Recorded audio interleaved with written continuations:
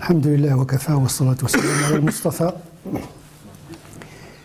J'ai proposé cette thématique qui gravite autour de trois notions coraniques. Donc je vais garder les vocables en langue arabe parce qu'il s'agit vraiment de notions, voire des concepts, non seulement spirituels, mais des concepts théologiques parce qu'ils informent sur Dieu. Le Coran, essentiellement, il est venu pour nous révéler Dieu, pour nous informer quant aux attributs, aux actes d'Allah subhanahu wa ta'ala. Tout le Coran gravite autour du mystère de l'unicité de Dieu. Même la loi de Dieu informe sur Dieu. La loi qui informe sur le législateur, le discours qui informe sur l'auteur, et parler de Dieu passe par le discours sur l'homme. Dieu a décidé, subhanahu wa ta'ala, tel qu'il se manifeste dans le Coran, à travers son kalam, sa parole, il a décidé de communiquer avec l'être humain. Donc le Coran est destiné à l'être humain, à travers un langage humain, en langue arabe, sachant que Dieu n'est pas arabe. Le kalam de Dieu est de deux formes. Le kalam al-nafsi, la parole intérieure, c'est-à-dire la pensée intime de Dieu, inaccessible totalement. Et sa traduction en l'ibara, c'est-à-dire l'expression en langue humaine. Dieu a communiqué en hébreu, en araméen. Chaque peuple a reçu le message à travers sa langue.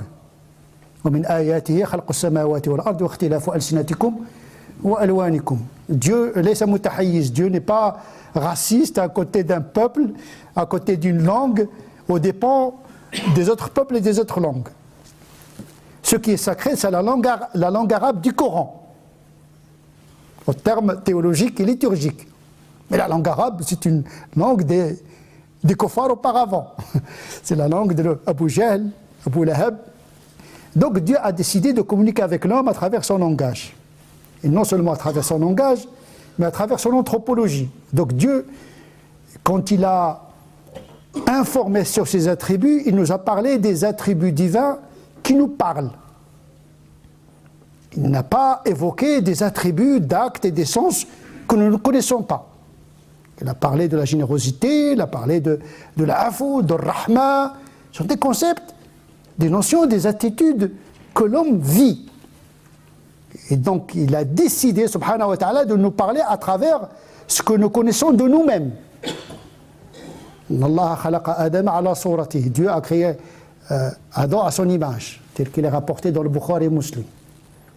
C'est une métaphore, une miniature des attributs de Dieu. Tout ce qui est relatif chez l'homme, il est absolu chez Dieu. Donc à partir de la relativité de l'homme, on peut accéder à l'absoluité d'Allah subhanahu wa ta'ala à travers un langage humain, métaphorique par essence. Tout langage est métaphorique. Même la science, lorsqu'il nous décrit la nature, il utilise des symboles, des formules qui sont métaphoriques, qui nous rendent le plus accessible possible la réalité des phénomènes. Mais l'ontologie des phénomènes reste toujours inaccessible. Donc le langage indique et voile en même temps. C'est pour cette raison il y a l'ibara, il y a le ma'na. C'est-à-dire que le Coran, il exprime à travers un langage, mais il désigne. Il faut chercher le sens. C'est une indication. La révélation n'est pas un dévoilement, mais une indication. Al-wahy laysa kashfan. Al-wahy, hiya al-ishara. Hiya al-aya.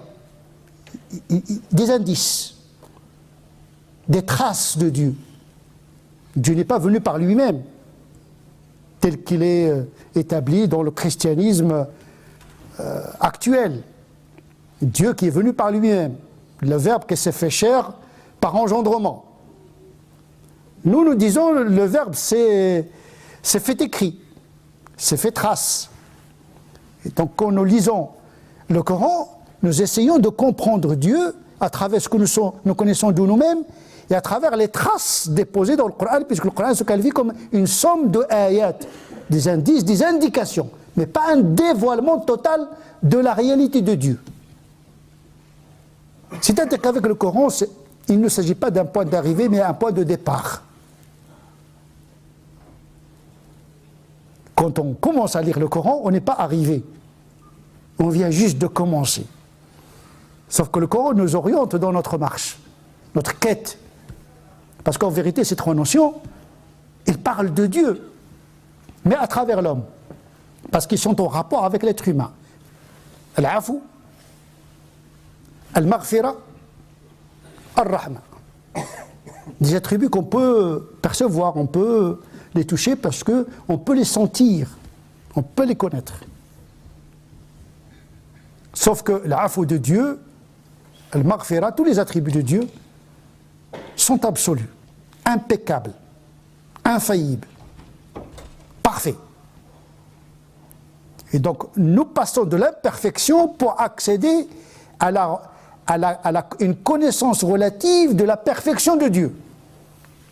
C'est une connaissance qui est relative, pas les attributs de Dieu. Donc, on n'a de Dieu qu'une perception relative. Ana 'inda dhanni 'abdi. Je suis à l'image de ce que pense de moi mon serviteur. On a une perception de l'esprit, pas de l'œil.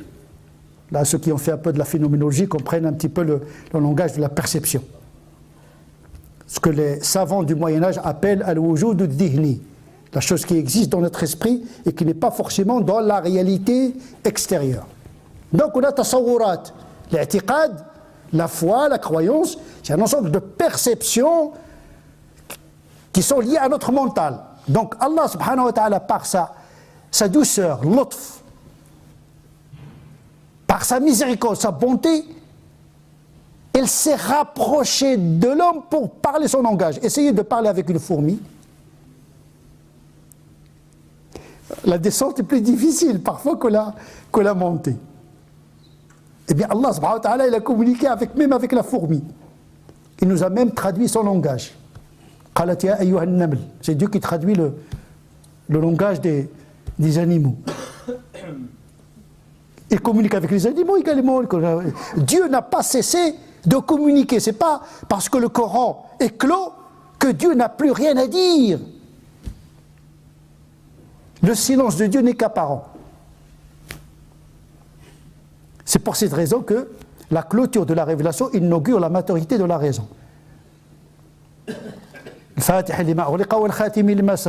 La clôture est une ouverture.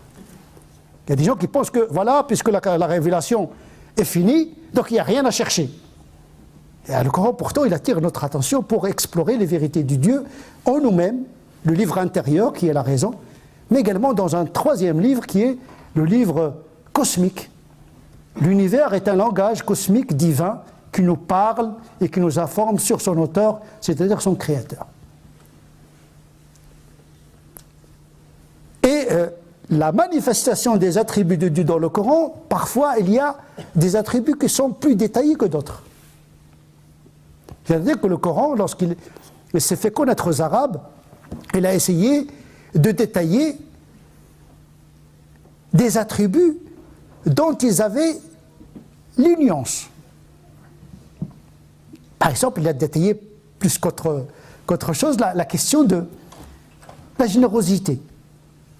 Il y a beaucoup de déclinaisons de la générosité. Al-Karim, Yabsut al-Rizq, Basit, Al-Razzaq, Al-Mughni, Al-Mu'ati, Dhul Fadl. Parce que les Arabes, ils avaient ces nuances, parce que c'est un peuple généreux, donc il a décliné les nuances de la générosité. Ils avaient les codes linguistiques, donc ils se manifestaient aux Arabes à travers des attributs dont ils avaient les nuances. Parce que Karim, ça ne veut rien dire pour un Arabe de l'époque. D'abord, au point de vue linguistique, ils avaient plusieurs nuances sémantiques pour la question du don. C'est quand vous dites à un Esquimau la couleur blanche. Pour un Esquimau, la couleur blanche, ce n'est pas une couleur. Parce que tout son environnement est blanc. Mais lui, il a beaucoup de nuances du blanc. Et donc Dieu, il communique, il ajuste non seulement la charia, la loi, mais il ajuste le discours sur Dieu à travers le langage et l'anthropologie et les vertus et la morale d'un peuple. Aujourd'hui, avec le développement de l'informatique, les neurosciences, etc., on peut découvrir beaucoup d'attributs. C'est-à-dire que ce que produit l'homme comme connaissance et comme invention nous informe non seulement sur l'homme, mais sur Dieu.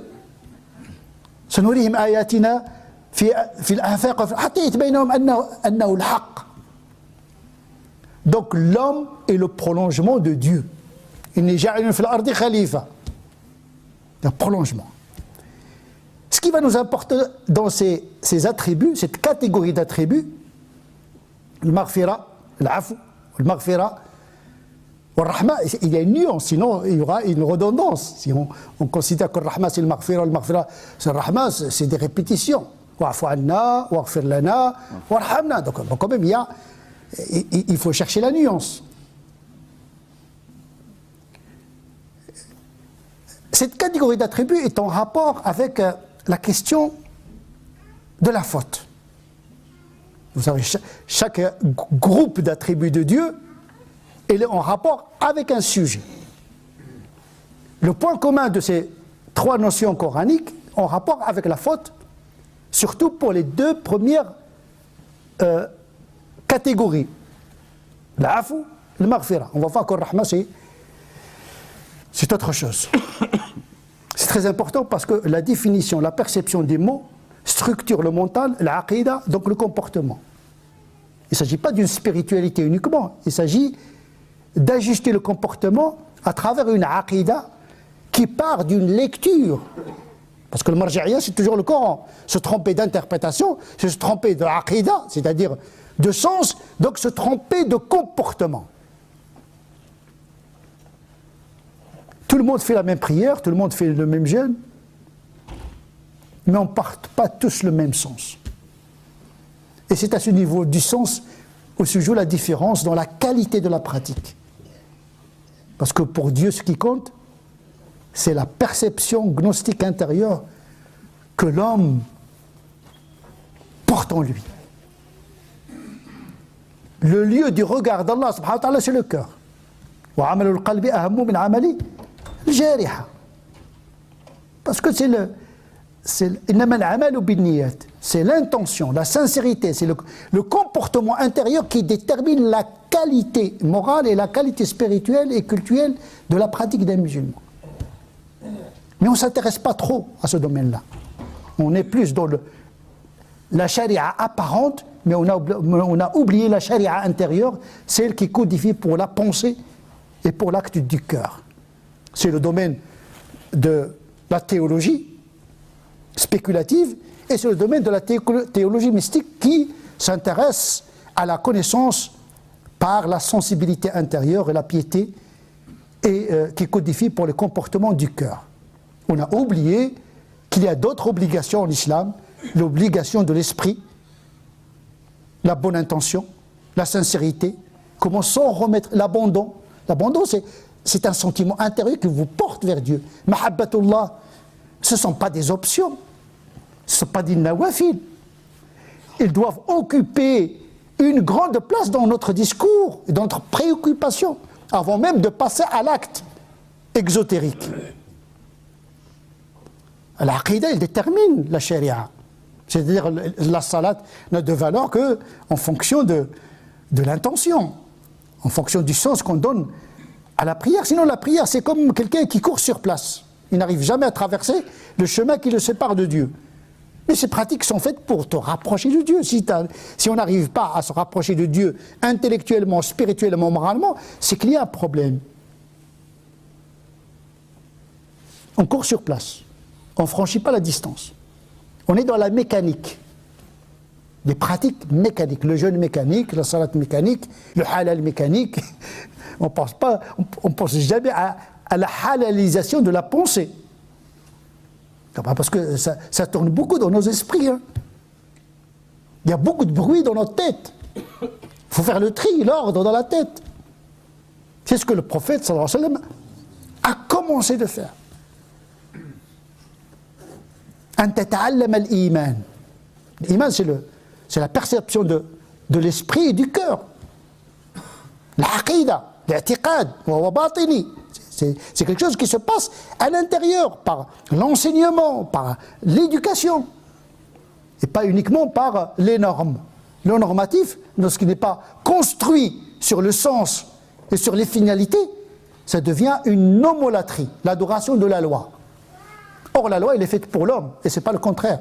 On pense que se soumettre à la prière. Non, on se soumet à Dieu à travers une prière conscientisée, qui est un moyen d'accéder à quelque chose qui dépasse la prière en tant que telle.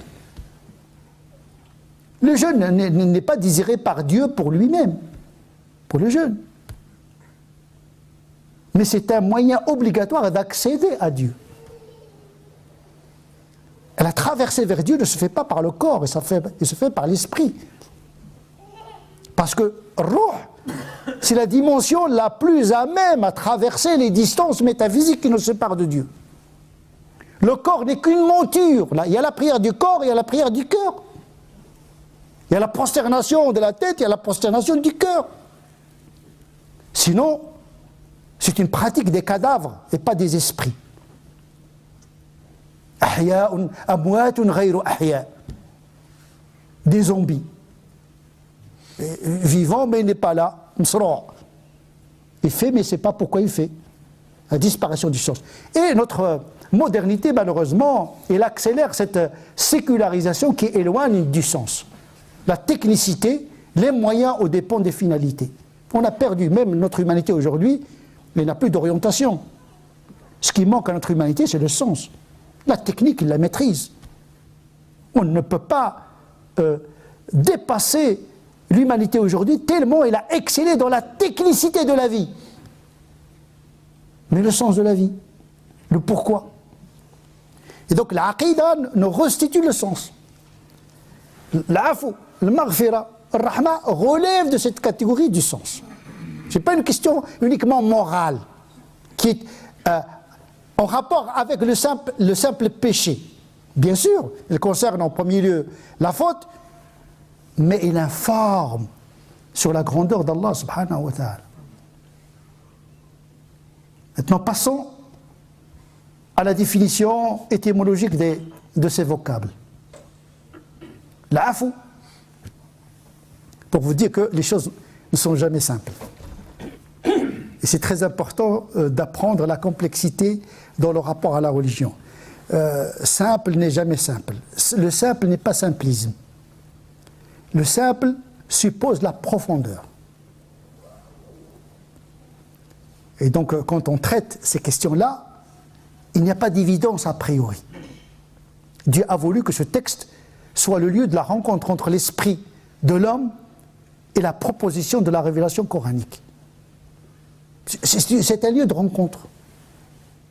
Tu auras Dieu que tu mérites, tu auras la religion, l'islam que tu mérites. Tu dois assumer ta liberté, donc ta responsabilité. Parce que chacun de nous, le jour du jugement dernier, sera ressuscité tout seul. Il n'y a pas de communauté, il n'y a pas de nationalité. كلهم آتيهم يوم فردا ولا تزر وازرة وزر أخرى كل نفس بما كسبت رهينة. Tu nais tout seul, tu vivras dans la solitude, tu mourras tout seul, tu seras ressuscité tout seul. C'est à toi de décider le chemin que tu vas frayer vers Dieu. On est tous des étrangers les uns aux autres. Parce qu'on est dans des couloirs. Vous savez, même dans la famille, dans nos familles, on est dans des couloirs. Il y a le couloir des enfants, le couloir de madame, le couloir de monsieur, le couloir, etc. Ça veut dire, en vérité, on partage. On dit toujours que c'est un miracle de Dieu que les humains arrivent à communiquer entre eux. Parce qu'ils n'ont jamais la même signification au même vocabulaire. Comment ça se fait que les hommes se comprennent entre eux? C'est une thèse, hein, c'est une thèse de doctorat d'État. Hein. Comment ça se fait que les gens arrivent à se comprendre? C'est une question énigmatique. Les linguistes, les sémiologues, etc. n'arrivent pas à comprendre comment les gens arrivent à faire une vie commune alors qu'ils ne partagent presque rien. On ne voit pas le micro de la même manière. Hein. Cette table, on ne la voit pas de la même manière. Et puis, on change de perception. Quand on est heureux, on ne voit pas le monde comme quand on est triste, quand on est... Ça veut dire que même notre rapport au monde, aux autres, il change, il évolue en fonction de notre propre évolution psychologique, biologique, sociétale, économique, etc. Et malgré ça, Dieu tient l'ordre dans le monde. C'est ça, la présence de Dieu est toujours présente.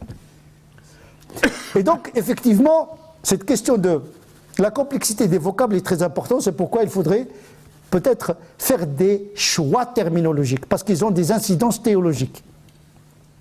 Et je vais faire bien sûr, comme en tant qu'auteur, c'est pas Dieu qui parle, c'est pas le prophète qui parle, c'est Tariq qui parle. Vous l'aurez bien compris. Parce que quand quelqu'un parle de Dieu, eh bien c'est lui qui parle de Dieu, c'est pas Dieu qui parle. C'est à prendre ou à laisser. Ceci, il faut que les musulmans comprennent que ce que nous disons de Dieu, ce n'est pas forcément Dieu, totalement. Et même les musulmans, depuis le Moyen-Âge, étaient conscients qu'en vérité, le fiqh, la théologie, tout ça, c'est l'œuvre des hommes. Et l'aqida al-ash'ariyya, c'est-à-dire l'aqida, c'est-à-dire la dogmatique ash'ari, c'est-à-dire que tu penses Dieu à travers une doctrine établie par un homme qui s'appelle Abu al-Hasan al-Ash'ari. Même قراءة القرآن قراءة نافع ماشي قراءة الله المصحف ماشي مصحف الله مصحف عثمان عثمان qui l'a compilé etc. ادعوهم لآبائهم وأقسطوا عند الله. On attribue la connaissance à l'homme, pas à Dieu. Wallahu a'lam. Il faut qu'on se mette d'accord sur ça. Quand même un savant, le plus savant des savants, lorsqu'il parle, c'est vrai un savant, il a la connaissance peut-être plus que nous, mais tout ce qu'il dit de la vérité de Dieu n'est qu'une relativité de la connaissance. Mais le vrai savant, c'est celui qui inspire les consciences, pas celui qui délivre une connaissance. Qui inspire, qui ouvre des chantiers de réflexion pour que chacun puisse cheminer vers la vérité selon son rythme. Donc c'est ce que je vais proposer comme des thèses. L'afou signifie l'amnistie, suspendre la peine. Wa'fu anna, waghfir lana, warhamna. Suspension de la peine. Mais on peut garder la colère tout en suspendant la peine. On peut garder le péché écrit tout en suspendant la peine. Donc c'est un état inférieur.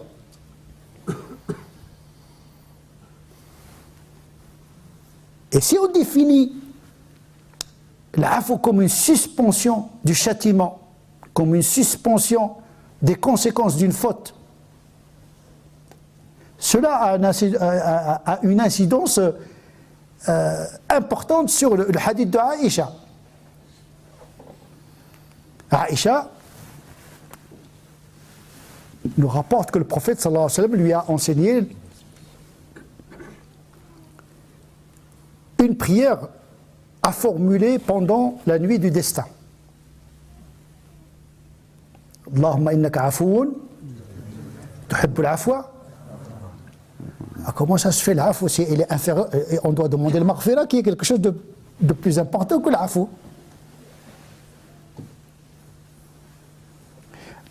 Ça nous soulage dans cette définition le fait que ce hadith est discuté. Abdullah ibn Buraïda, qui rapporte qu'Aïcha a rapporté que le prophète lui a enseigné cette prière, n'a jamais rencontré Aïcha. Donc c'est un hadith mursal ou bien munqati'. Daraqutni le considère comme un hadith qui n'est pas sahih, même si l'imam Nawawi le considère comme sahih. Et si on considère que ce hadith est sahih, on doit changer la définition de l'afou, qui est le fait d'effacer totalement le péché. Et donc l'afou, il acquiert un statut plus élevé que le maghfira, parce que le maghfira, c'est de couvrir le péché, le pardonner et le couvrir. L'afou, dans cette définition, pour sauver ce hadith, signifierait pardonner avec l'effacement du péché. Tout simplement parce que Laylat al-Qadr, yamhu Allahu ma yasha' wa yuthbit wa 'indahu ummul kitab. Laylat al-Qadr, les destins sont remaniés, il y a un remaniement du destin de chaque individu. Fiha yufraqu kullu amrin hakim. Inna anzalnahu fi laylatin mubarakah. Laylat al-Qadr. Dans cette nuit, il y a plusieurs niveaux de destin. il y a ce qui est dans la connaissance de Dieu. Ça, c'est le destin suprême. Il y a ce qui est écrit dans l'Awh al-Mahfoud. Il y a ce que l'ange vient écrire dès la naissance de chacun. Il y a le destin qui est reformulé dans Laylatul Qadr. Le destin, c'est toute une matière. Hein. Ça veut dire qu'il y a une dynamique du destin. Ce n'est pas un déterminisme. Le destin, ce n'est pas Jabriya. Ce n'est pas un déterminisme. C'est un rapport dynamique avec le divin. On peut contribuer à notre propre destin. Donc l'afou veut dire effacer. Une fois pour toutes, l'ardoise, les fautes. Hein, et donc, à cet égard, l'afou ne signifie plus ici, si on retient ce hadith, ne signifie plus le fait de suspendre la peine, mais de liquider et d'effacer et de supprimer l'inscription du péché dans les tableaux des anges et dans l'Awh al-Mahfoud. Mais je ne choisis pas cette option. Partons de un des meilleurs versets du Coran, Fa'fu anna, waghfir lana, warhamna. Donc il y a une graduation. Donc j'opte pour la suspension de la peine. Mais la suspension de la peine ne signifie pas que le péché est effacé, ni la colère est éteinte. المغفرة أبلغ من العفو. إذا أخذنا بهذا التعريف للعفو. المغفر, l'origine de المغفرة, c'est المغفر. المغفر, c'est le casque qui protège la tête. Vous savez, dans les guerres, on mettait le mighfar pour protéger la tête des chocs. Donc étymologiquement, c'est la protection. Protection de quoi? Protection des conséquences d'un péché passé et la protection d'un virtuel éventuel péché à venir. Quand on dit Allah maghfirli, c'est pas uniquement protège-moi des conséquences néfastes de mes péchés, mais protège-moi d'une rechute dans un autre péché. Généralement, nous, lorsqu'on fait le dua, le maghfira, c'est on y est avec le passé. Non, le maghfira, c'est également avec l'avenir. Si on considère que le maghfira, c'est protège-moi des conséquences du péché dans ce moment et dans le delà, bien sûr, d'un péché qui est passé, et protège-moi du fait de rechuter dans un autre péché. Le maghfira signifie non seulement couvrir le péché, rafara satara, le maghfar, c'est couvrir, donc Dieu quand il pardonne, il couvre, mais efface également. Inna Allah la yughfaru an yushraka bihi wa yaghfiru ma duna dhalika liman yasha. Mais attention, faites attention, ici il n'a pas dit Inna Allah la yarhamu an yushraka bihi. Vous allez voir que le rahma n'a rien à voir avec la réciprocité de la vertu et de la faute. Car rahma, il intègre l'afou et le maghfira, il est transcende. On verra les conséquences de cette perception sur notre regard que nous devons jeter sur le musulman pratiquant, le musulman pécheur et le non-croyant par ignorance et le non-croyant par arrogance. Parce qu'il y a plusieurs typologies de le kufr. Hein. Il y a beaucoup de gens qui pensent qu'il n'y a que les musulmans qui vont entrer au paradis.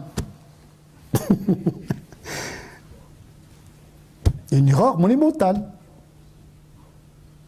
On verra les conséquences, parce qu'il y a des conséquences, il y a les définitions, il y a les concepts, mais il y a des conséquences dans la perception, donc la structuration de notre comportement avec le musulman et le non-musulman en même temps. Et avec nous-mêmes également, parce que le premier à bénéficier de ces notions, c'est l'individu lui-même, le musulman. L'afou, le maghfira et le rahma. Il doit s'occuper de son salut propre à travers ces notions. Bien sûr, il y a d'autres catégories qui sont en rapport avec la faute, telles que le fadl, etc., la grâce de Dieu, etc. Mais je ne veux pas encombrer mon intervention avec d'autres attributs qui sont en rapport avec la question de la faute.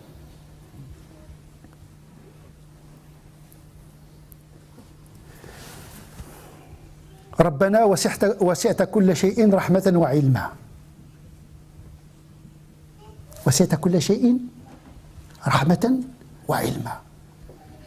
Une rahma universelle. Faghfir lilladhina tabu wattaba'u sabilak. Le maghfira ici pour ceux qui se sont repentis. Ça veut dire, le rahma n'a rien à voir avec la faute. Le maghfira, il est en rapport avec la faute. Parce que le maghfira n'est qu'une petite manifestation de rahma. N'est qu'une petite manifestation de rahma. Wa rahmati wasi'at kulla shay. Rahma amma.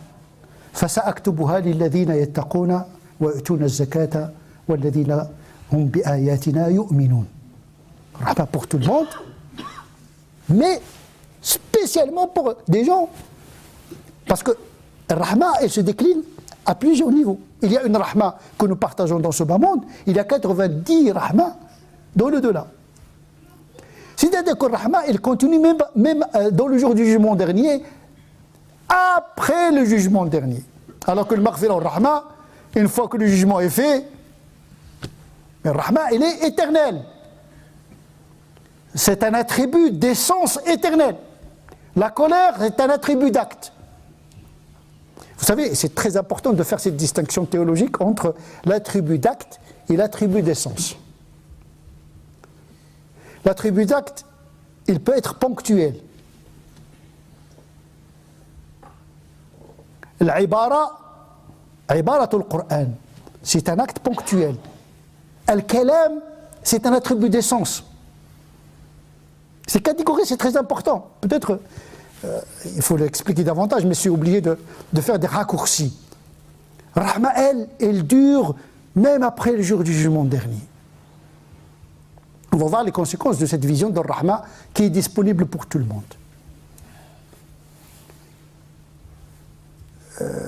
Les gens vont être surpris le jour du jugement dernier. Ça, c'est sûr et certain.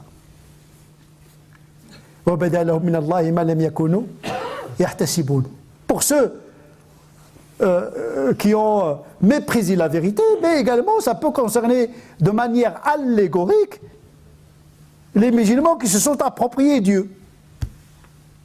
La confiscation de Dieu. Il y a un peu d'égoïsme chez nous les musulmans, chez nous les pères. On veut un Dieu pour nous. Pour nous, pourquoi nous on fait la prière, etc., etc. Et eux, ils ne font rien du tout. Comment ça se fait? Ils auront la salut, c'est pas possible. Rahman, non, ça doit concerner que nous autres, parce qu'on a fait beaucoup de sacrifices. Mais ce raisonnement, il est grave.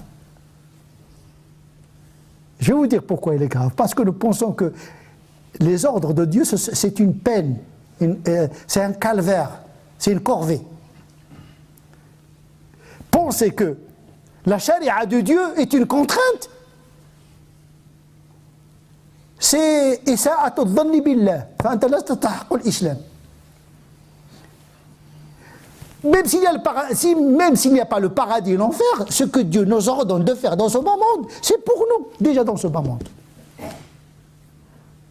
الشريعة مصلحة كلها حكمة كلها رحمة كلها عدل كلها فما خرج عن العدل إلى الظلم ومن الحكمة إلى العبث ومن المصلحة إلى غيرها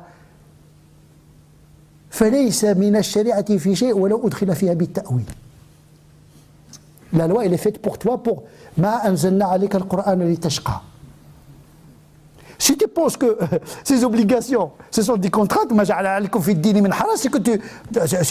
c'est que tu ne crois pas en Dieu d'une certaine manière, puisqu'il te dit en vérité, tu dois interpréter la pratique religieuse pour qu'elle t'aide à traverser le désert de l'existence. Il y a les dérogations, les simplifications. Le but, c'est d'améliorer la condition spirituelle, morale, intellectuelle de l'homme qui croit. Il faut que la croyance soit une valeur ajoutée. Et on a un problème dans la perception de notre foi et dans la perception, dans notre rapport à la loi. Tahrim zina, la fornication. Le prophète, quand quelqu'un est venu lui dire, oh prophète, donne-moi la dérogation pour forniquer. Le prophète n'a pas répondu avec un verset ni avec un hadith. Tu dis, l'accepterais-tu pour ta femme, pour etc. C'est une loi universelle, tout simplement. On peut même parler de l'impératif catégorique de Kant. C'est-à-dire, il y a des normes universelles. C'est que le problème, c'est que notre humanité, il a perdu le fitra. Cette prime nature. Le Coran est venu restituer le bon sens. Et donc, Inna Allah la ya'muru bil fahsha. Dieu n'ordonne pas la corruption, le désordre. Et donc, le ballon est dans notre camp. Il faut que, lorsque nous parlons de l'islam, la pratique de l'islam, la foi, il faut viser l'utilité et le maslaha de l'homme dans tout cela.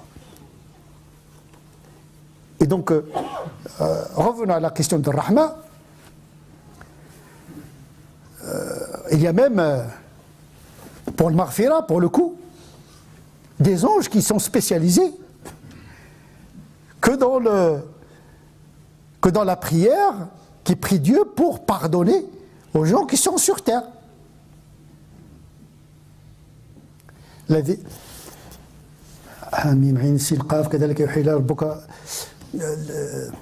الذين يسبحون بحمد ربهم ويستغفرون لمن في الأرض يستغفرون لمن في الأرض الملائكة تستغفر ولو أن le prophète il a reçu l'interdiction de demander pardon aux kuffars, mais les anges eux ils demandent, parce que si le prophète demandait à Dieu de pardonner aux munafiqin, cela aurait offensé les musulmans. يقول لك يا اخي بما ان الكفار والمسلمين غادي يغفر لهم خلينا حنا نبقاو على إنا وجدنا آباءنا على أمة. Ils seront tentés. Parce qu'il ne faut pas croire que les musulmans de l'époque, du moment coranique, les musulmans de l'époque du prophète, ils avaient tous la foi de Abu Bakr et de Omar. ومنكم سماعون لهم منكم من يريد الدنيا. Le Coran, il a révélé la réalité morale des musulmans de l'époque. Ils n'étaient pas très solides tous. C'est le Coran qui était doux, c'est-à-dire il leur a demandé ce qui était possible pour eux. Comme disait Ibn Taymiyyah, Dieu et son prophète ont appliqué la règle qui dit, la sagesse qui dit. C'est quand même un homme comme lui qui résume toute la philosophie de Tenzil. Le Coran a pratiqué avec la Sunna la sagesse qui dit si tu veux être obéi, ordonne le possible. Dieu, il a ordonné les Arabes de l'époque de ce qui était possible pour eux. Il y a beaucoup de choses qui pourraient nous choquer, qu'on pratique chez les primo-musulmans, parce qu'ils étaient dans leur culture. Mais il a négocié. C'est ça Tenzil, c'est Rahma wal Lutf wal Wud. Et la subtilité. On dit que les compagnons étaient très. Non, ils étaient des humains, comme les autres. Et donc effectivement, la question de Rahma, je reviens à la question de Rahma qui est une notion très importante sur laquelle nous devons insister beaucoup et qui se manifeste dans toutes les dimensions de l'islam. Donc la question de l'Maghfira, le jour du jugement dernier, Isa ibn Maryam, il demande à Dieu presque une dérogation pour pardonner à des gens qui ont mécru en lui. Là, il faut faire une distinction entre l'incroyance et la mécréance.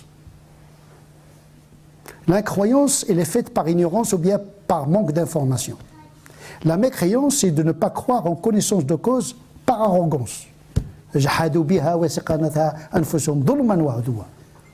coffre ici dont il s'agit, qui tombe sous la peine eschatologique, c'est une faute morale, pas une faute intellectuelle. On peut se tromper dans la pensée, mais on n'a pas le droit de se tromper dans l'intention et la sincérité. Comme disaient les savants, ce qu'il nous a demandé, c'est de chercher la vérité, pas de l'atteindre. Il n'y a pas d'obligation de résultat avec Dieu. أمرنا بجهاد النفس ولم نؤمر بالانتصار عليها وما النصر إلا من عند الله. Parce que s'il y a l'obligation de résultat, ça risque de contraindre les musulmans, ça peut créer des frustrations. Une religion impossible à pratiquer. Cette question de loi de tout ou rien. Une religion qui n'est pas faite pour les hommes, qui n'est pas faite pour aujourd'hui, qui est peut-être valable à l'époque du prophète au Moyen-Âge, mais pas ici maintenant. Ce qui crée cette frustration, c'est l'importation d'une interprétation qui était valable à une époque, qui ne l'est plus aujourd'hui. La première violence, le premier terrorisme commence par ça. Une pensée déconnectée de la réalité qui produit une violence intellectuelle, spirituelle et morale et qui fait du musulman mal installé dans le monde. Donc on a besoin de restituer le bon sens, la spontanéité, le fitra. Renouer avec ça, le bon sens. Et donc la question de Rahma touche le saint, touche le prophète, touche le pécheur, touche le croyant, touche le non-croyant avec des degrés différents. Ça ne veut pas dire qu'il n'y a pas de sanction. Attention. Rahman n'abolit pas forcément. On dit l'afou, c'est la suspension de la peine. C'est pour cette raison que nos savants disent que Dieu n'est pas obligé d'exécuter sa menace. Cette question chez les théologiens qui s'appelle khulful wa'id. Est-ce que Dieu a le droit de ne pas exécuter la peine, notamment eschatologique? Ça veut dire que tous les gens qui sont dans le Coran, qui méritent l'enfer, ne signifie pas qu'ils iront en enfer. C'est ce qu'on appelle Rahma comme une grâce d'exception. Comme les œuvres ne font pas entrer au paradis, le péché ne fait pas entrer en enfer systématiquement. Personne ne sera au paradis grâce à ses œuvres. Donc, Rahma n'a rien à voir avec la faute et la vertu. Ça, c'est le summum de Rahma, c'est la grâce. Parce que Dieu, il a voulu garder ça, même pour les mécréants. وَأَمَّا الَّذِينَ شَقُوا فَفِي النَّارِ لَهُمْ فِيهَا زَفِيرٌ وَشَهِيقٌ خَالِدِينَ فِيهَا مَا دَامَتِ السَّمَاوَاتُ وَالْأَرْضُ إِلَّا مَا شَاءَ رَبُّكَ إِنَّ رَبَّكَ فَعَالٌ بِمَا يُرِيدُ.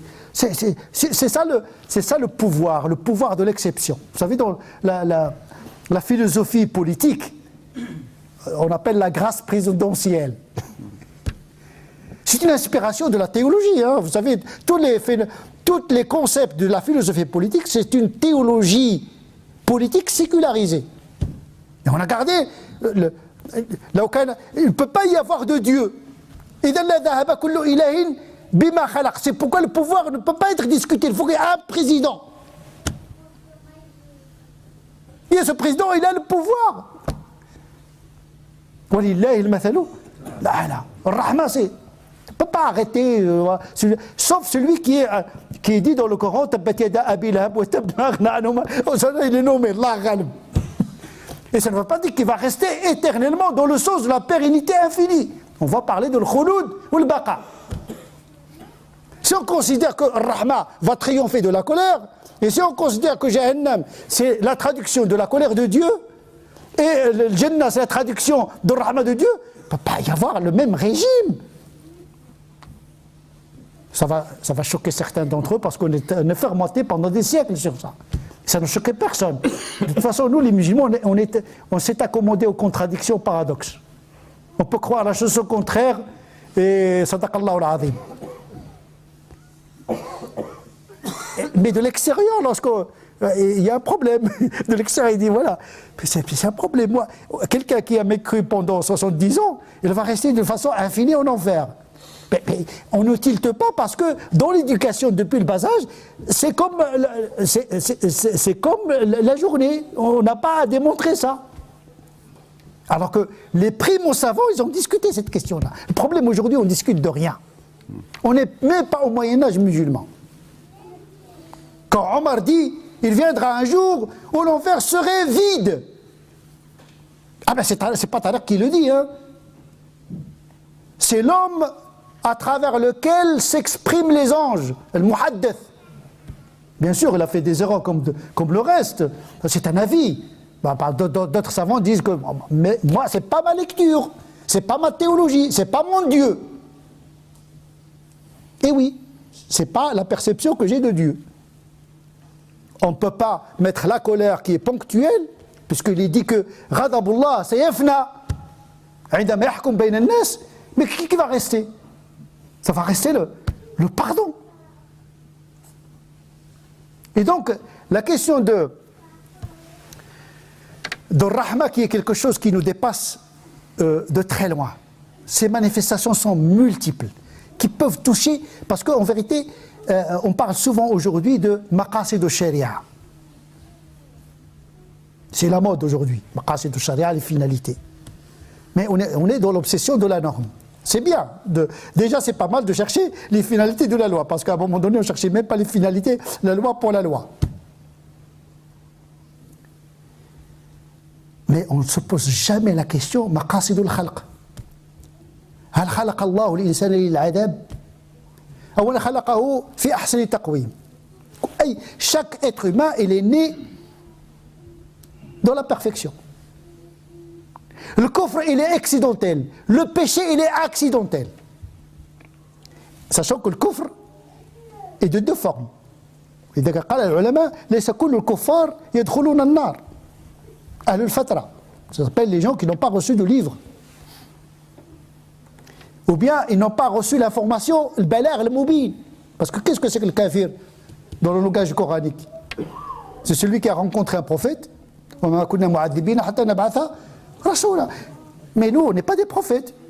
Si nous parlons de l'islam et que les autres ne croient pas en nous, ils ne sont pas des kuffars parce qu'on n'a pas de miracle, on n'a pas reçu la révélation. On n'est même pas des albiya. Parce que le Nabi, il reçoit la révélation, mais il n'a pas l'obligation de la transmettre. À un moment donné, les musulmans se sont placés à la place de Rasoul. Ils se sont octroyés sous prétexte de da'wah. Donc il faut faire le da'wah. Oui, tu fais le da'wah, mais il n'y a pas d'obligation de conversion de la part de l'autre. Si tu es invité à partager ta foi, cela ne veut pas dire que celui qui ne partage pas ta foi, il a le même statut que le kafir qui n'a pas cru en le prophète sallallahu alayhi wa sallam. C'est comme toi, tu mets ta personne à la place du prophète sallallahu alayhi wa sallam. Théologiquement, c'est une notion grave et un manque d'humilité. Parce que tu n'as pas l'éloquence du prophète, tu n'as pas le miracle, tu n'as pas la prestance, tu ne reçois pas de révélation, calme-toi. Même le prophète laisse alayka oudaou. Pourquoi on laisse les devoirs qui nous incombent? On laisse les obligations, on va faire da'wah. Aujourd'hui, même les délinquants font le da'wah aux prisons. مازال les traces de cannabis في الدماغ ديالو قال لك انا غنشر الاسلام. يا اخي نشر الاسلام في راسك، هو الاول دير الخير في راسك. قوا انفسكم. Commence par toi-même. C'est comme les révolutionnaires. Ils veulent changer tout le monde sauf eux-mêmes. Ils veulent exporter quelque chose qu'ils n'ont pas. هذا وبال على الإسلام. C'est un fléau aujourd'hui. Les gens qui parlent de l'islam, ils nuisent plus à l'islam qu'ils lui rendent service. Ces gens-là doivent se taire, Dieu va leur donner l'ajr.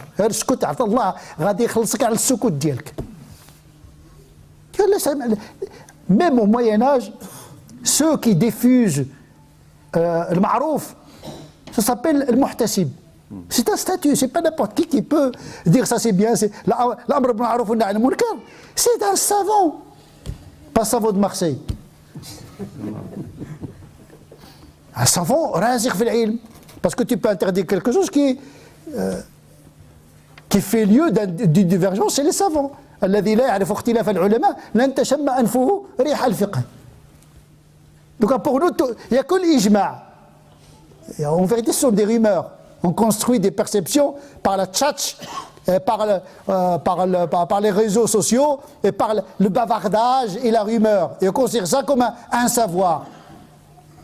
Et donc effectivement, même celui qui a mécru en connaissance de cause, il a subi une chute. لقد خلقنا الإنسان في أحسن تقويم ثم رددناه أسفل سافلين. La chute, إلا الذين آمنوا وعملوا الصالحات, c'est-à-dire la foi et la pratique restaurent l'altération. S'il n'est pas restauré par l'iman et tauba, ou l'amal salih, il est restauré par l'épreuve et le châtiment. Mais un châtiment pour le purifier, pas pour s'éterniser dans le châtiment, parce que au départ, l'homme était croyant. Ça se tient, c'est une doctrine qui se tient. Le khouloud dont il s'agit dans le Coran, ce n'est pas le baqa. Le khouloud عند العرب هي حقبة طويلة لابثين فيها أحقابا. ولذلك لا تجد في أسماء الله الخالد الباقي البقاء. Khouloud, ça ne veut pas dire l'éternité infinie. Quand on dit Khalid, parce que dans le Coran, un musulman qui tue un autre musulman sans raison, il entre en enfer Khalidan fiha. On sait que le musulman ne reste pas éternellement de manière infinie dans l'enfer, sauf chez les Mu'tazila et les Khawarij. Mais Al-Sunnah wal-Jama'a, la yukaffiruna murtakib al-kabira. Donc effectivement, le musulman, il passe dans sa relation à Dieu par 3 étapes. Demander l'afou, c'est-à-dire la suspension de la peine, le maghfira, effacer et couvrir et oublier la faute, et rahma qui est la grâce par excellence. C'est-à-dire que le musulman, pour lui, le péché et la vertu dépendent de ce qu'ils ont fait. Je résume. Si on pense que le maghfira, elle restaure la faute et rétribue le repentir. Yubaddilullahu sayyi'atihim hasanat. Le maghfira, c'est ça. Le repentir, c'est le fait de transformer la faute en vertu. Mais la vertu peut devenir une faute. رب ذنب أدخل صاحبه الجنة ورب طاعة أدخلت صاحبها النار. Donc la vertu et la faute en tant que telle n'ont de valeur que de l'usage que tu en fais. Toute faute qui nourrit l'humilité dans le cœur du musulman est une vertu, une voie vers le paradis. Toute pratique, toute vertu qui nourrit l'arrogance et l'orgueil est une voie vers l'enfer. Et Rahma, il comble tout ça. Il vient au secours de la faiblesse humaine. C'est pour cette raison que l'entrée dans le paradis et l'évitement de l'enfer, c'est vrai, il obéit à l'afou, il obéit à l'maghfira, mais il obéit surtout à Rahma qui intègre l'afou, le maghfira et d'autres dimensions. C'est pour cette raison qu'il ne faut pas mettre tous les attributs de Dieu au même niveau. Tous les attributs de Dieu n'ont pas la même importance. C'est comme le Coran, tous les passages du Coran n'ont pas la même importance. Pourtant, c'est la parole de Dieu. C'est-à-dire qu'il y a dans la parole de Dieu du bien, mais il y a le meilleur également. Il équivaut au tiers du Coran. Pourtant, c'est une petite sourate. On ne peut pas mettre au même titre que le plus grand verset du Coran, Ayat al-Mudayana, qui a moins de valeur que Allahu la ilaha illa huwal hayyul qayyum, le meilleur verset du Coran. Pourtant le Coran est le meilleur, mais dans le meilleur il y a encore le meilleur au carré. Donc les attributs, c'est ça. L'afou, c'est une étape. Le maghfira, c'est un attribut supérieur. Et Rahma, c'est quelque chose qui embrasse en vérité toutes ces 3 notions. أقول قولي هذا واستغفر الله لي ولكم سبحان ربك رب العزة عما يصفون وسلام على المرسلين والحمد لله رب العالمين.